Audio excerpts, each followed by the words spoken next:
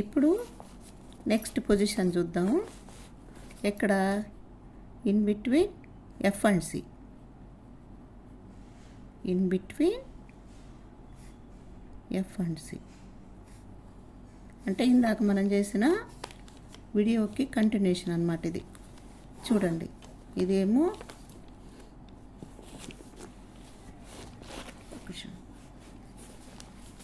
ఇదేమో principal axis LHS RHS, ఇది వచ్చేసి బై కాన్వెక్స్ లెన్స్ పెట్టాను.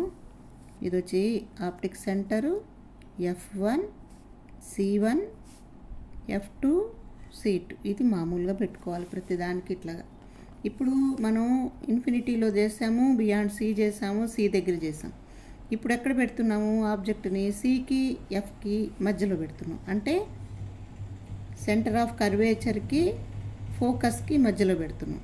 దీని ఇమేజ్ ఎక్కడ ఏర్పడుతుంది చూద్దాం. దీని ఇమేజ్ 1, 3 ఈ రూల్స్ 2 పాటిద్దాం. ఒకటి ఏంది చెప్పండి? ప్యారలల్ రే రూల్ ఒకటి, రెండోది వచ్చేసి ఆప్టిక్ సెంటర్ రూల్ ఒకటి. ఈ రెండింటిని ఇక్కడ మనం అన్నిటికీ కూడా అవి రెండే ఉన్నాయి, మనం మారలేదు. చూడండి, ఒక్క చోట మారుతుందేమో చూద్దాము. అక్కడ కూడా ఇదే వస్తున్నది. కొన్ని చోట్ల బొమ్మలు ఎట్టేస్తున్నాడంటే గూగుల్ సెర్చ్ చేసినప్పుడు మూడు రూల్స్ కూడా వాడున్నాడు. కొన్ని చోట్ల మనకు అన్ని వద్దులే, రెండే వాడదాం. మన టెక్స్ట్ బుక్లో కూడా రెండే ఇచ్చున్నాడు కాబట్టి. ఒకటి ప్యారలల్ ఇలా వెళ్ళి ఎక్కడికి వెళ్తుంది? సి గుండా బయటకు వచ్చేస్తుంది, ఇట్లా వస్తుంది. సి గుండా బయటకు వస్తుంది ఇట్లా. రెండోది ఆప్టిక్ సెంటర్ కదా, ఇలా వచ్చేస్తుంది అనమాట ఇక్కడ.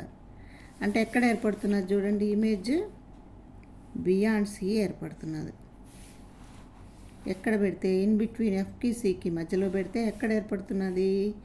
Beyond C ఏర్పడుతున్నది. దానికి తోడు కూడా బాగా చూడండి, ఆబ్జెక్ట్ సైజ్ కంటే కూడా ఇమేజ్ సైజ్ ఎలా ఉంది? పెద్దదిగా ఏర్పడింది. ఇక్కడ రాద్దాం చూడండి. ఆబ్జెక్ట్ పొజిషన్ ఎక్కడ పెట్టావు నువ్వు? In between F and C పెట్టావు. ఇమేజ్ గురించి రాద్దాం చూడండి. ఇమేజ్ ఎక్కడ ఏర్పడింది? బియాండ్ సి ఏర్పడింది. బియాండ్ సి ఎలా ఏర్పడింది? ఇన్వర్టెడ్, అంటే ప్రిన్సిపల్ యాక్సిస్ కింద వైపు ఏర్పడింది కాబట్టి ఇన్వర్టెడ్ కాబట్టి ఖచ్చితంగా అదొక రియల్ ఇమేజ్. సైజ్ ఎలా ఉంది? ఎన్లార్జ్డ్ ఇమేజ్ ఏర్పడింది అనమాట. ఇదేంది? ఇది ఎఫ్కి సికి మధ్యలో పెట్టినప్పుడు. ఇప్పుడు చూద్దాం చూడండి ఇంకొకటి. ఇప్పుడు ఎఫ్ దగ్గర పెడదాం. అంటే ఫోకస్ దగ్గర పెడదాం. చూడండి, ఇది ప్రిన్సిపల్ యాక్సిస్ ఎల్హెచ్ఎస్ ఆర్హెచ్ఎస్, మధ్యలో ఏం పెడతాము? ఒక కాన్వెక్స్ లెన్స్ పెడుతున్నాం, బై కాన్వెక్స్ లెన్స్ పెడతాము. ఇది ఆప్టిక్ సెంటరు, ఇది F1, ఇది వచ్చేసి F2 కదమ్మా, C1. ఇక్కడ వచ్చేసి F2, ఇది వచ్చేసి C2. ఇప్పుడు ఎక్కడ పెడుతున్నాను ఆబ్జెక్టు? ఇదిగో ఎఫ్ దగ్గర పెడుతున్నా. ఇక్కడ కూడా 1, 3 చూడండి. మొదటిది ఇలా పోయేసి ఇలా ఎఫ్ గుండా ఇటు వెళ్ళిపోతుంది. రెండోది చూడండి, మొదటిది గీసాము చూడండి ఎట్ట పోయిందో, ఎఫ్ గుండా పోయింది చూసుకోండి. ఇక్కడి నుంచి గీస్తే ఇట్ట పోయి ఇలా వెళ్ళిపోయింది. ఇంకోటి కూడా ఆప్టిక్ సెంటర్ గుండా ఇలా వెళ్ళిపోయింది. ఎక్కడైనా కలుసుకుంటాయి అంటే ఎక్కడో కలుసుకుంటాయి అనమాట. అంటే ఇన్ఫినిటీలో కలుసుకుంటాయి అవి రెండు. కాబట్టి ఆబ్జెక్ట్ పొజిషన్ ఏం పెడుతున్నాం? ఎఫ్ అని పెట్టాము ఆబ్జెక్టు. అదే నీకు ఇమేజ్ రాస్తాను చూడండి ఎక్కడ ఏర్పడిందో. ఎట్లా ఏర్పడింది? ఇమేజ్ వచ్చేసి ఇన్ఫినిటీలో ఏర్పడింది. చాలా పెద్దదిగా ఏర్పడుతుంది. హైలీ ఎన్లార్జ్డ్ అని రాస్తాం. ఎన్లార్జ్డ్, ఇది కిందకే ఏర్పడింది కాబట్టి ఇన్వర్టెడ్ కాబట్టి రియల్ ఇమేజ్. ఏంది? ఎఫ్ దగ్గర ఏర్పడింది కాబట్టి. ఇప్పుడు ఇంకొకటి చూద్దాం. అక్కడ కూడా మనం గుర్తుందో లేదో మీకు, ఎక్కడ పెట్టామంటే ఎఫ్కి పీకి మధ్యలో పెట్టాం, అంటే పోల్కి ఎఫ్కి మధ్యలో పెట్టాం. ఇక్కడ ఏం చేస్తున్నాం చూడండి, ఇది ప్రిన్సిపల్ యాక్సిస్, ఎల్హెచ్ఎస్, ఆర్హెచ్ఎస్, మధ్యలో వచ్చేసి కాన్వెక్స్ లెన్స్ పెడుతున్నాం, బై కాన్వెక్స్.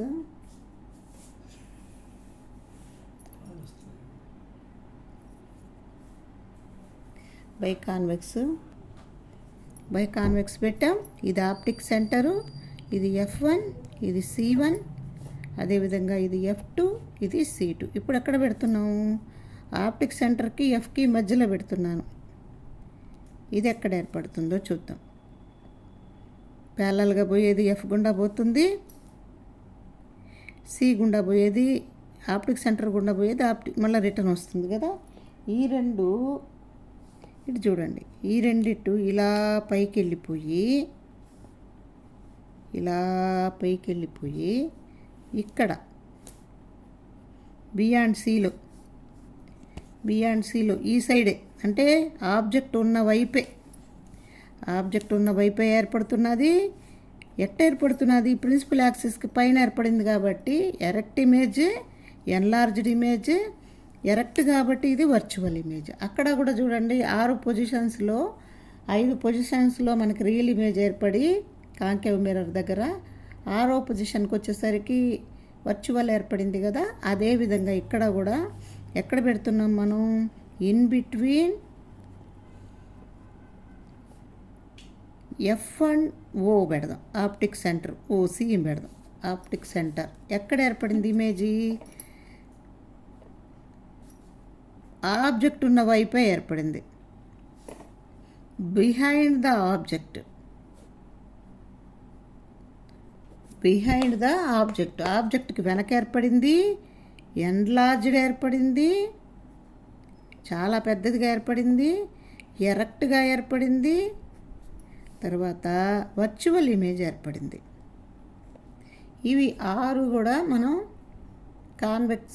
కాంకేవ్ మిర్రర్లో నేర్చుకున్నట్టుగానే ఇక్కడ కూడా సేమ్ అలాగే ఏర్పడతాయి. కాకపోతే బొమ్మలు మారుతాయి. ఆ బొమ్మలను కొంచెం జాగ్రత్తగా చూసుకోండి. ఇప్పుడు మనం నెక్స్ట్ ఏం చెప్పుకుందాం? కాంకేవ్ మిర్రర్లో, అక్కడ కాన్వెక్స్ మిర్రర్లో 2 పొజిషన్స్ చెప్పుకున్నాం కదా. అదేవిధంగా ఇక్కడ కూడా కాంకేవ్ లెన్స్లో 2 పొజిషన్స్ చెప్పుకుందాం. కాంకేవ్ లెన్స్లో 2 పొజిషన్స్ మనం చెప్తాము. ఒకటి వచ్చేసి ఇన్ఫినిటీ చెప్తాము, ఒకటి వచ్చి ప్రిన్సిపల్ యాక్సిస్లో ఎక్కడైనా ఇన్ఫినిటీ దాటి, అంటే బియాండ్ సి దగ్గర నుంచి ఆప్టిక్ సెంటర్ దాకా ఏ పొజిషన్లో అయినా పెట్టుకోవచ్చు. అవి రెండేనమాట. ఎల్హెచ్ఎస్ రాసాం, ఆర్హెచ్ఎస్, మధ్యలో కాంకేవ్ లెన్స్ చూడమ్మా, ఇలా వేయాలి. కాంకేవ్ లెన్స్ అంటే ఇలా వేసాము.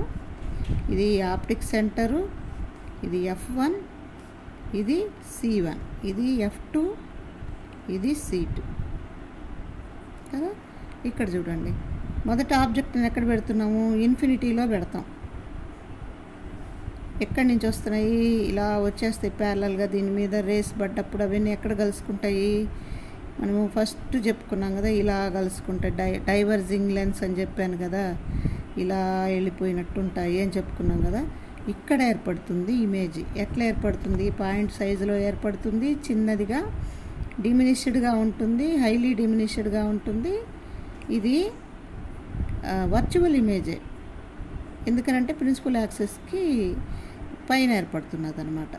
అందుకని ఏమేమి రాస్తాం ఇక్కడ? ఆబ్జెక్ట్ ఎక్కడ పెట్టుకుంటున్నాము? ఇన్ఫినిటీలో పెట్టాను. ఎక్కడ ఏర్పడింది? F ఏర్పడింది, పాయింట్ సైజులో ఏర్పడింది, హైలీ డిమినిష్డ్ అని చెప్పాము.